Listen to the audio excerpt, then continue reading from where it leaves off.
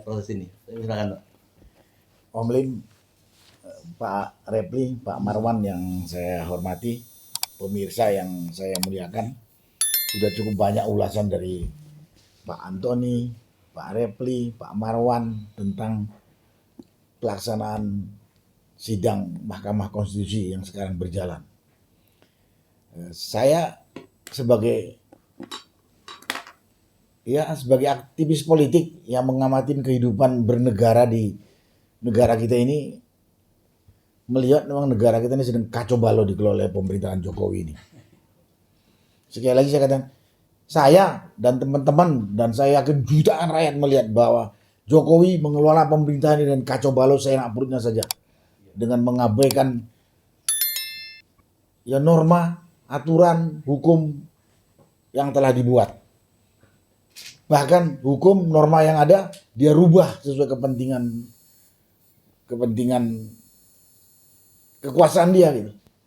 Nah, itu bisa kita lihat sejak dia berkuasa dari 2014, 2019 dan sekarang ini sampai sekarang ini udah hampir 10 tahun. Nah, kemudian kembali kepada sidang yang sedang berjalan. Saya katakan, saya yakin hakim-hakim yang ada di Mahkamah Konstitusi itu kalau mau jujur, kalau ingat sama sumpahnya sebagai hakim dan ingat agama yang dianut, pasti dia tahu bahwa pemilu yang baru berjalan pada Februari 2024 ini penuh kecurangan, penuh kelicikan yang sangat menjijikkan. Jadi sebenarnya hakim itu sekali lagi kalau punya nurani, masih punya kejujuran, masih punya agama, pasti tuntutan yang diajukan oleh tim 01 dan 03 yaitu diskualifikasi paslon nomor 2 dan laksanakan ulang pemilu tanpa paslon nomor 2 itu dipenuhi oleh itu hakim. Yang saya tidak tahu, hakim itu masih punya nurani tidak? Masih punya takut nggak dengan ajaran agama yang dianut? Itu saja, itu yang susah saya. Kenapa saya katakan susah? Saya sudah ikuti beberapa pengadilan dagelan yang terjadi di era Jokowi ini. Dan bagaimana penegakan hukum di era Jokowi ini. Di sini ada lawyernya Pak Repli, tapi biar aja lah. Lawyer siapa? Oh, Pak ahli hukum tata negara ya. Ya Pak Repli ahli hukum tata negara, nggak tahu nih menurut Pak Repli ini negara dikelola dengan hukum yang ada atau tidak gitu. Kenapa saya katakan gitu? Lihat banyak kejadian di eranya Jokowi ini. Dari dulu kematian sekian ratus petugas KPPS tak ada pengusutan, yang jadi korban di waktu unjuk rasa 2019 di Bawaslu itu juga penyelesaian gak jelas. Kemudian ada pengadilan dagelan di kasus kilometer pembunuhan, di kasus kilometer 50 itu gak jelas. Sambo itu juga pengadilannya itu tidak jelas, hukuman mati jadi hukuman seumur hidup dan sebagainya. Kasus Kanjuruhan itu juga pengadilan dagelan, mati ratusan, cuman Kapolres dicopot dan segala macam. Nah, karena itu saya jadi pikir hakim-hakim yang ada di era sekarang ini masih punya nurani nggak gitu. Itu saja. Nah, ini saya ragukan ini hakim ini nggak punya nurani, nggak punya kejujuran dan tidak punya keberanian menegakkan kebenaran. Jadi kalau ditanya tanggapan saya, kalau hakim ini masih punya kejujuran, masih punya nurani, masih ingat ajaran agama, masih ingat sumpah dia, saya yakin gugatan yang diajukan 01 dan 03 dikabulkan, yaitu diskualifikasi paslon nomor 2, ulangin pemilu tanpa paslon 02. Karena apa? Sudah segitu banyak tadi yang disampaikan oleh Pak Antoni, Pak Repli dan Pak Marwan, bagaimana masifnya ini pelanggaran, kecurangan, kelicikan pelaksanaan pemilu itu. Pak Udah nggak perlu saya ulangi. Iya, jadi Tapi karena ngelihat pengalaman pengadilan selama ini banyak pengadilan dagelan, jadi saya juga pesimis. Gugatan itu dikabulkan oleh hakim. Karena itu saya sebagai aktivis yang saya dengar suara dari rakyat dan sampai hari ini juga ada istighosa ya, yang sifatnya doa kayak ini. Itu karena apa? Karena gak yakin kalau MK itu akan memenuhi tuntutan atau gugatan paslon 01 dan 03. jadi Hari ini tuh, hari ini sampai hari ini rakyat itu sebetulnya masih mengingatkan dan membackup. Kalau nanti kemudian peringatan dan backup kepada hakim, backup kepada tim lawyer nggak diperhatikan, ya jangan kaget kalau rakyat nanti menuntut kedaulatan yang dimiliki. Mereka ini kan cuman penerima amanah dari rakyat, kedaulatan dari tanah rakyat. Tapi sekarang rakyat dikuyo-kuyo dan dijolimi. Itu saya dengar, bukan nggak saya jadi dengar. memang kecurangan ini kan memang secara mata telanjang itu siapapun bisa melihat. Iya, ya. betul. Sekarang ini kalau menurut hemat banyak orang, hakim atau persidangan ini kan hanya membuktikan secara hukum atau secara data untuk memenuhi ini Pak. Tapi kalau kecurangan itu tidak bisa dielak tentunya. Iya. Nah, andai kata keputusan itu seperti yang dikhawatirkan Pak Narko tadi, dan rakyat nampaknya juga tidak mau menyerah begitu saja. Karena inilah Saya yakin itu. saat terakhirnya untuk menyelamatkan negara ini. Iya. Kemudian mereka ingin menempuh yang mereka katakan people power itu bagaimana tanggapan Pak Narko ini? Iya, menurut saya wajar. Kedaulatan itu punya rakyat kok. Sekarang rakyat dijolimin. Rakyat itu apalah istilahnya ya? Dijolimin dan tak dianggap sebagai rakyat pemilik kedaulatan. Iya. Mereka berbuat seenak perutnya saja.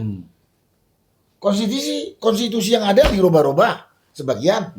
Yang ada banyak yang nggak dilaksanakan. Padahal kan konstitusi itu adalah amanah rakyat itu. Amanah rakyat itu. Untuk mengelola negara ini nyata kan tidak. Jadi seperti apa nanti kalau rakyat itu dalam wujud seperti apa? Social society dan Pak Narko tetap harus merasa harus mendampingin terus atau seperti apa? Ya, saya bukan mendampingin, saya bersama-sama. Bersama-sama. Ya saya bersama-sama rakyat. Dan saya macam tadi juga bersama-sama saja. Iya. Ya kan saya dengar. Rakyat itu sekarang ini cuma karena masih rasa takut, masih bersabar mempercayakan kepada MK. Kalau nanti MK tidak juga bisa memberikan harapan kepada rakyat, saya yakin rakyat akan main hakim sendiri. Baik, kepada Pak Refli ini sangat ditunggu sekali. Orang yang kepengen tahunya kan mesti bocoran kesimpulan dari Pak Refli ini kan yang sangat diharap-harap dari masyarakat. Tadi saya kira sangat bagus sekali memberikan masukan tentang Anies Kurkurai tadi. Itu menjadi penting karena menurut kita hakim ini kan sekarang sedang melakukan istikharah atau Istighosa. Ya mudah-mudahan akhirnya betul-betul istikharah lah. Bukan karena takut atau karena lain sebagainya. Jadi mungkin Anies Kurkurai tadi menjadi terbuka bagi kita dan tentu kita akan mencoba tokoh-tokoh masyarakat untuk memberikan pertimbangan-pertimbangan karena hakim itu kan sekarang sedang mencari petunjuk lah katanya. Ya, saya persilakan Pak Refli. Iya, jadi ketika kita mau mengajukan ke MK, ada pakar yang mengatakan nggak usah ke MK karena MK itu killing ground katanya, killing field ya. Jadi dia ladang pembunuhan, ya tempat pembunuhan, tempat pembantaian. Nah, karena itu katanya nggak usah mengajukan ke MK. Saya sebenarnya percaya dengan kata-kata seperti itu, bahkan sampai saat ini. Tetapi persoalannya adalah kita kan tidak punya pilihan lain. Pilihan kita kan 3, jalan politik angket nggak jelas, layu sebelum berkembang angket ini, dan angket pun tidak berujung pada misalnya perintah pemungutan suara ulang atau pemilu ulang, tapi bisa menyebabkan sekedar turbulensi politik, walaupun bukan tidak penting. Yang kedua adalah MK dan ketiga adalah massa untuk mendukung dua layer hukum dan politik ini. Nah, akhirnya kan yang kita jalankan adalah MK dan massa. MK jalan, massa juga jalan.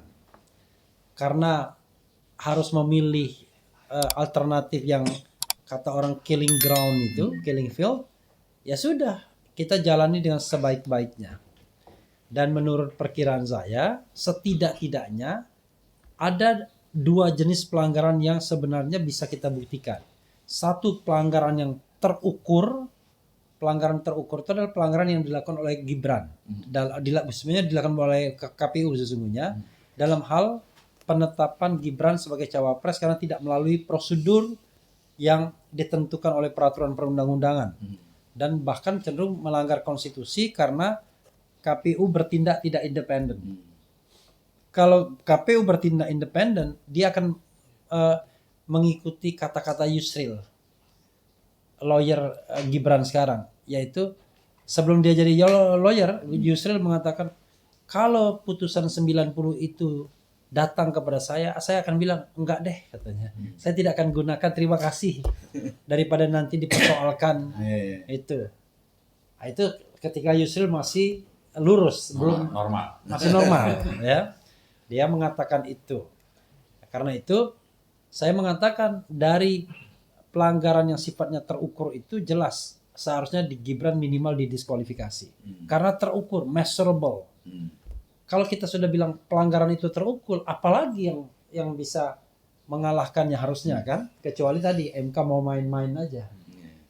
Yang kedua adalah pelanggaran yang tentu tidak mudah kita buktikan one by one faktanya, tetapi kita meyakini itu, yaitu pelanggaran yang terstruktur. Pelanggaran yang digerakkan oleh cawe-cawe Jokowi, pelanggaran yang digerakkan oleh istana. Wujudnya adalah macam-macam, pengerahan atau mobilisasi aparat, kemudian pengerahan atau deploying financial resources ya, seperti bansos dan lain sebagainya. Kemudian pengerahan fasilitas negara, menteri-menteri berkampanye tidak cuti kan, dan lain sebagainya. Itu juga sebenarnya sudah menjadi keyakinan umum. Tidak perlu menjadi orang pintar-pintar amat untuk tahu bahwa pemilu ini curang. Kan begitu. Udah sangat jelas. Ceto welo-welo juga. Kalau hakim MK mengatakan wah buktinya nggak cukup dan lain sebagainya, mereka sendiri yang membuat sebuah hukum acara yang tidak memungkinkan orang membawa bukti sebanyak-banyaknya. Atau membawa saksi sebanyak-banyaknya. Karena waktunya hanya dibatasi 1 hari dan jumlahnya cuma 19. Bagaimana kita kemudian dia meminta sebuah bukti yang betul-betul solid, ya, tetapi kemudian proses pembuktiannya hanya 1 hari. Karena itu bagi kita harusnya cukuplah bagi MK untuk sekedar mengkonfirmasi bahwa memang pemilu ini curang. Tanpa harus dibuktikan, semua itu menjadi common knowledge. Makanya saya kira tidak perlu pintar-pintar amat untuk mengatakan bahwa Jokowi ikut cawe-cawe, Jokowi ikut menentukan, Gibran itu dipasang karena Jokowi pengen terus berkuasa dan lain sebagainya. Mungkin Pak Refli ingin mengatakan dengan fakta-fakta itu tidak mungkin MK berani menolak dari gugatan itu. Harusnya begitu. Kalau untuk mengatakan, jadi menurut saya minimal pemungutan suara ini harus diulang, itu minimal. Nah, apakah nanti diulang dengan 3 calon, diulang dengan calon yang diganti cawapresnya, atau tanpa 02? Jadi tanpa 02 orang. Nah, 02 udah ikut nipu kok. Ya, maksud saya begini. Maksud saya, saya berpikir minimal. Karena MK itu selalu ada toleransi dia susahnya. Ya. Nah, tapi kok sama penjahat. Memang itu yang terjadi. Itu masalahnya. MK itu toleransi sama penjahat pun dia masih toleran. Nggak boleh. Karena itu menurut saya itu kita bicara minimal. Tapi kalau maksimal untuk menegakkan konstitusi dan demokrasi, siapapun yang curang itu harus didiskualifikasi. Betul. Yang namanya Ben Johnson itu sudah dapat medali emas dia di Olimpiade Seoul tahun 1988 ya. Waktu itu udah menang, udah memecahkan rekor dunia, begitu kemudian dia ternyata anabolik steroid, ya dicabut medali emasnya. Hmm. Nggak ada turun jadi medali perak atau apa ya kan. Nah ini menunjukkan bahwa even orang yang sudah menang sekalipun itu masih bisa dibatalkan kemenangannya melalui sebuah prosedur yang sah. Kalau pemerintahnya waras. Ya, maksudnya dalam konteks ini kalau hakimnya waras. Iya juga. Ya, kalau hakim konstitusinya waras. Tapi kalau hakim konstitusinya setengah waras, ya minimal pemungutan suara ulang. Walaupun misalnya tetap diikuti oleh calon yang curang itu, walaupun minimal dalam proses pemungutan suara ulang, Jokowi harus dikerangkeng. Dikerangkeng, tidak boleh cawe-cawe, tidak boleh menggunakan instrumen bansos dan lain sebagainya. Dan kalau itu dilakukan lagi, maka harusnya MK memperingatkan, kamu kalau Anda melakukan lagi kami akan tidak segan-segan mendiskualifikasi dan menetapkan pemenang. Kan begitu harusnya kan? Yang di luar diskualifikasi. Tapi sayang, keberanian itu tidak pernah datang dari Mahkamah Konstitusi sampai sejauh ini so far. Dan kita berharap bahwa hakim-hakim MK ada terbit keberaniannya setelah masyarakat nanti menyampaikan amicus curiae, menyampaikan tambahan pendapat, opini dan lain sebagainya untuk meyakinkan bahwa di belakang Mahkamah Konstitusi itu ada jutaan rakyat yang berharap bahwa demokrasi ini ditegakkan, dan satu-satunya menegakkan demokrasi itu adalah mendiskualifikasi 02, memerintahkan pemungutan suara ulang di antara 01 dan 03. Nah, mudah-mudahan itu tuntutan maksimal, tapi minimalnya ada yang dimenangkan, yaitu minimal pemungutan suara ulang. Dan saya menolak dengan tegas skenario yang disampaikan seorang ahli hukum tata negara mengatakan bahwa Gibran didiskualifikasi, lalu Prabowo dilantik sebagai presiden, lalu nanti akan dipilih wapresnya di sidang umum MPR. Maunya Prabowo. Itu menurut saya putusan Sontoloyo. Iya betul. Itu Kenapa? maunya Prabowo. Dan itu dimaui pendukung 02. Iya. Karena Gibran itu bagi 02 liability, beban. Jadi itu bukan putusan yang benar. Karena kalau kita bicara tentang kemenangan 02 yang curang, itu kan tidak hanya dilakukan oleh Gibran, tapi mereka melakukannya secara bersama-sama. Bersama-sama. Prabowo sebagai calon presiden dengan sengaja mengundang Jokowi masuk dalam gelanggang dengan melamar putranya sebagai cawapres. Sementara dia dikelilingi orang-orang yang jauh lebih qualified dan berpengalaman, mulai dari Erlangga Hartarto, Zulkifli Hasan, kemudian Erick Thohir, semuanya yang lebih senior, Yusril Iza Mahendra sendiri. Tetapi memilih Gibran bukan karena Gibran orang hebat, tapi Gibran anaknya Jokowi. Karena Gibran bapaknya presiden. Pak Refli, ada dua analisa dari sahabat kami, sahabat kita, yang nampaknya agak sedikit berbeda. Mungkin saja tidak berbeda, tetapi cara melihatnya. Yaitu pertama dari teman Dr. Tony Rosid. Dia mengatakan bahwa tidak mungkin akan berani MK berseberangan dengan penguasa. Karena akan terjadi ini chaos dan sebagainya. Yang kedua, yang agak menyenangkan ini dari saudara Jumhur. Dia mengatakan bahwa feeling dia ini, karena ini para hakim ini termasuk orang yang bermoral gitu ya. Dia memperlihat bahwa nampaknya bisa 7-1. 1 itu yang menolak dan 7 itu menerima. Ini dari kedua ini apa yang ingin Pak Refli katakan?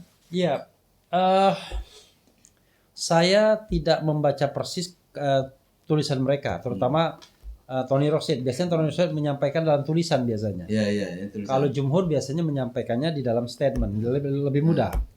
Nah, sebenarnya gini, banyak di antara teman kita yang mengemukakan pesimisme itu untuk nge MK agar MK kemudian mengatakan kami nggak seperti itu. Kan begitu? Jadi ini penakut dan lain sebagainya. Nah, sebaliknya ada yang mengatakan MK berani. Jadi ada dua arus yang dengan cara berbeda ingin mendorong MK menjadi orang-orang yang bermoral, berintegritas dan berani. Cuman ada caranya ngenyek, MK penakut, ada caranya mendorong, kamu berani, ya. MK dia anak kecil juga, Pak Jenderal.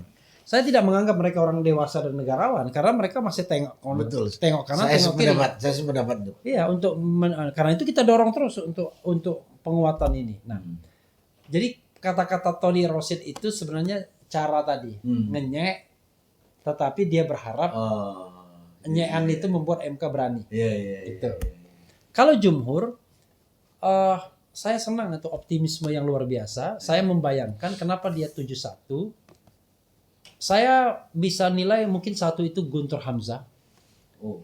Guntur Hamzah itu, Profesor Guntur Hamzah itu adalah hakim konstitusi Itu asal Sani. yang bongkoan, ya, betul-betul menyerah kepada kekuasaan karena dia dipilih tidak melalui mekanisme yang benar. Kan untuk terpilih sebagai hakim konstitusi kan harus partisipatif, transparan, kemudian objektif dan akuntabel.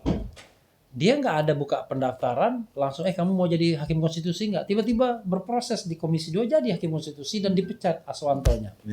Karena itu menurut saya dia menjadi hakim yang sangat mudah dipengaruhi karena pengangkatannya sendiri sebenarnya betul-betul di luar mekanisme yang ada.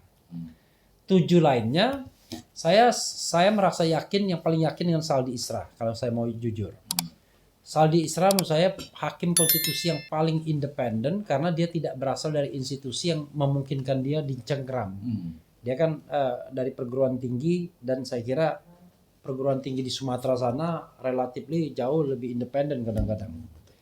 Yang kedua, saya percaya sama Soehartoyo, rekan Saldi Isra yang satu ide menolak presidensial threshold.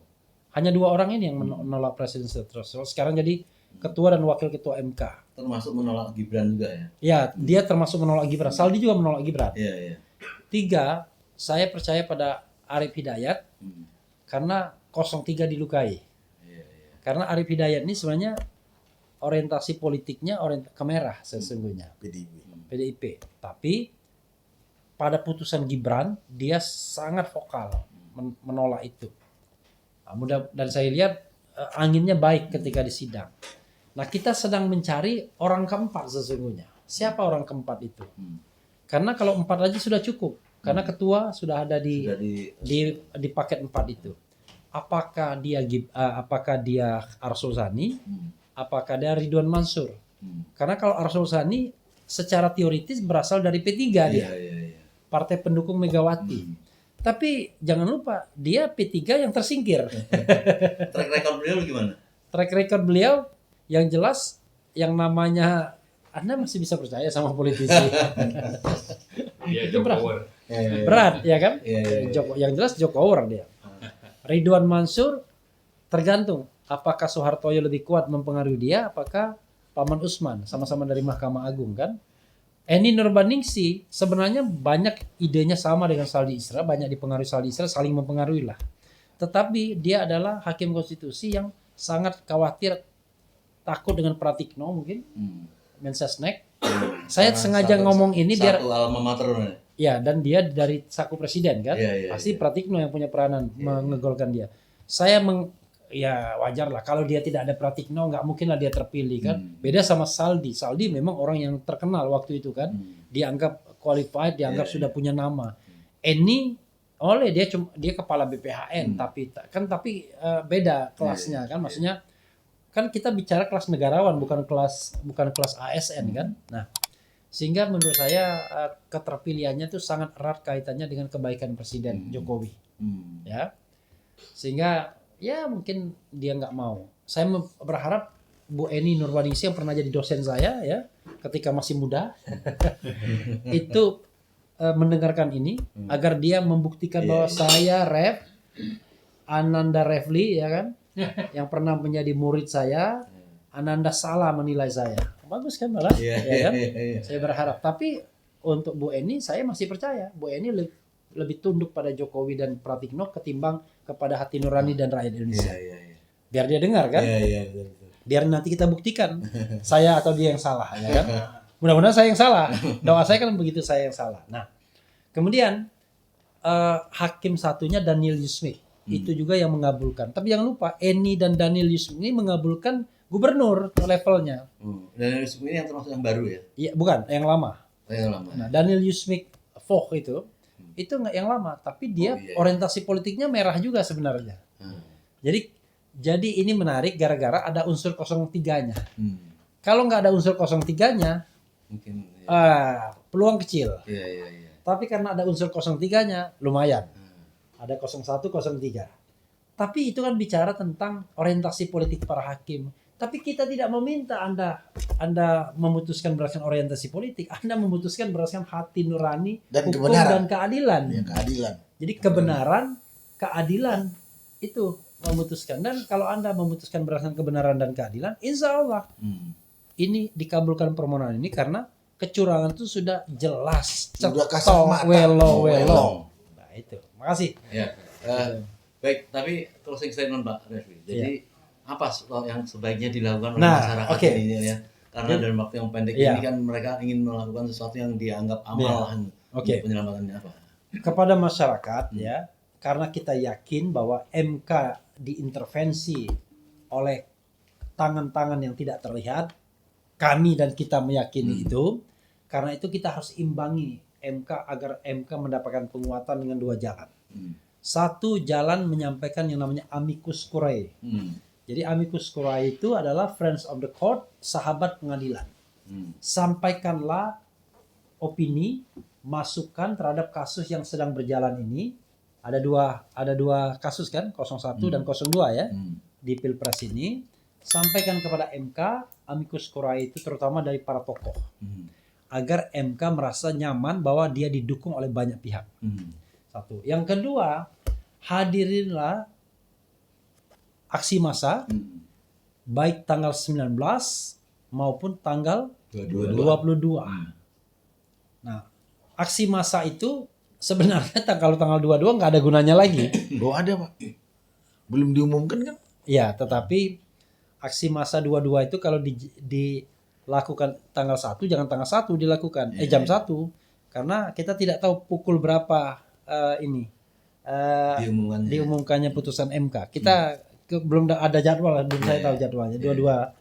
Nah, tetapi amicus curiae itu harus segera hari ini, besoknya. Paling lambat Kamis sore, ya. Kamis sore amicus curiae harus disampaikan. Karena biasanya hakim itu Jumat sore udah pulang ke rumah masing-masing, baru datang Senin lagi. Artinya asumsinya dia sudah selesaikan PR-nya. Nah, dengan dua jalan itu mudah-mudahan hakim MK tidak goyang sana sini, tidak bengkok sana sini hatinya dan yakin bahwa inilah sejarah MK bisa membatalkan hasil Pilpres yang selama ini hanya sekedar catatan-catatan saja yang nggak ada gunanya karena pada Pilpres berikutnya curang lagi. Itu Om Lim. Terima kasih Pak Refli, ini sangat berguna sekali karena saya berharap ini bisa segera sampai kepada masyarakat sehingga mereka langkah-langkahnya itu terarah lah, terukur. Pak Marwan silakan closing statement. Ya, makasih Om Lim. Jadi saya kira mengingatkan lagi bahwa ini urusan kita, urusan bangsa dan negara ke depan yang akan sangat bermasalah kalau kita membiarkan pemenang pemilu curang yang kejahatannya itu TSM itu dibiarkan untuk memerintah karena secara moral sebetulnya agama sudah mengingatkan kita untuk melakukan atau melawan kemungkaran di depan mata, bahwa curang itu bisa diartikan sebagai orang yang melakukan pencurian ya. Kalau kita membiarkan itu, artinya suara rakyat itu dicuri oleh yang curang, maka jangan menyesal nanti kalau akhirnya kita hidupnya akan semakin susah, lebih susah dari sekarang. Sekarang saja sudah sangat susah, utang banyak, ya, lalu punya SDA tapi yang menikmati itu orang-orang tertentu dan orang-orang Cina misalnya dan negara Cina. Ini sudah nyata kita alami. Karena itu mari untuk sama-sama masih ada kesempatan untuk berbuat, mencegah dan membatalkan hasil dari pemilu curang tadi. Caranya ya kita dalam 2 aksi ke depan, tanggal 19 dan tanggal 22 April ya di depan gedung MK untuk menunjukkan bahwa kita peduli, kita ingin menegakkan kebenaran, ingin menghilangkan, mengeliminasi kemungkaran Nah, karena itu mari hadiri sebanyak mungkin ya. Kalau bisa itu bisa sampai 200.000 orang atau berapa ratus ribu orang ya. Dan saya ingat itu akan dimulai dengan sholat Jumat berjamaah Iya. di sekitar jalan Merdeka Barat sampai ke arah mungkin Monas. Jadi mari sama-sama kita tunjukkan bahwa kita Idealnya peduli. di depan MK-nya. Ya memang, ya, tapi sejak tadi Bang Refli sudah menyebutkan ya bahwa sejak presidennya Jokowi itu kita sudah tidak bisa bebas untuk demo di mana saja.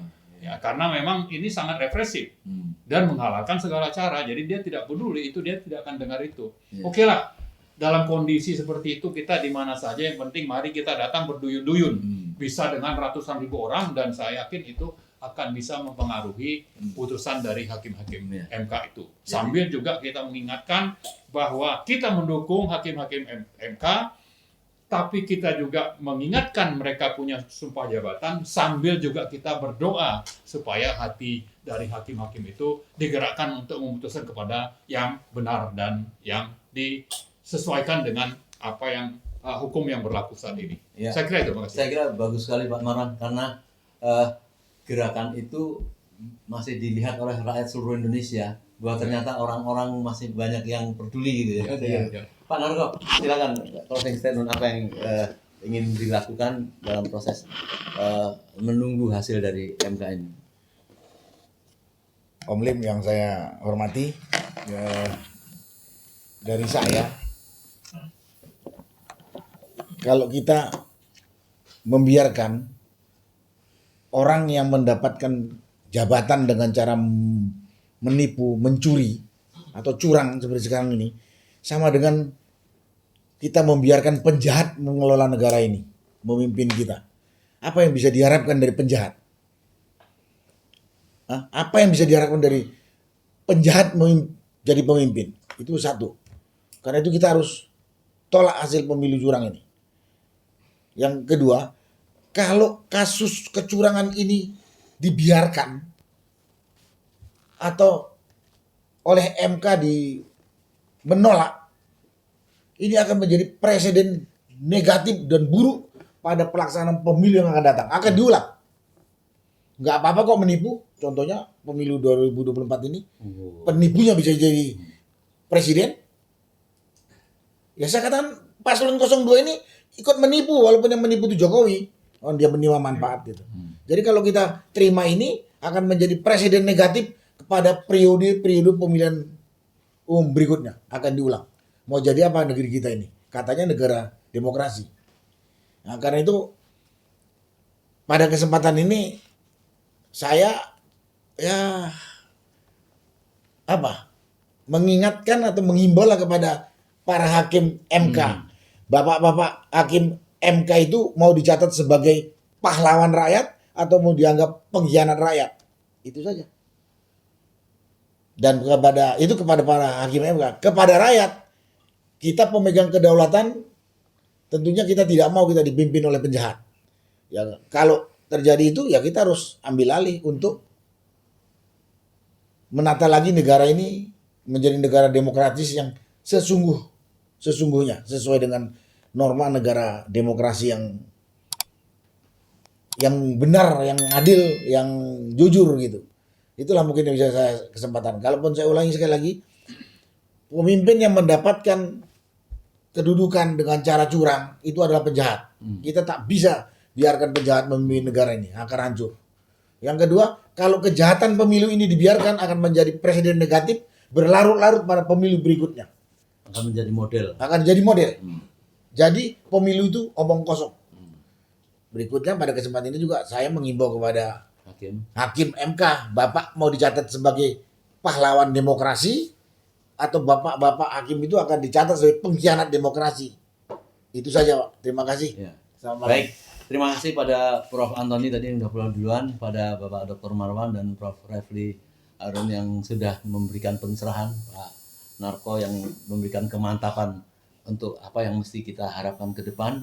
Semoga upaya-upaya kita ini betul-betul menjadi alasan Allah untuk menolong kalau ada umat bersungguh-sungguh untuk menghindari satu kejahatan, menyelamatkan negaranya, dan berusaha dengan upaya yang luar biasa, kita tentu yakin pada Allah. Allah tinggal bilang Amin. kun.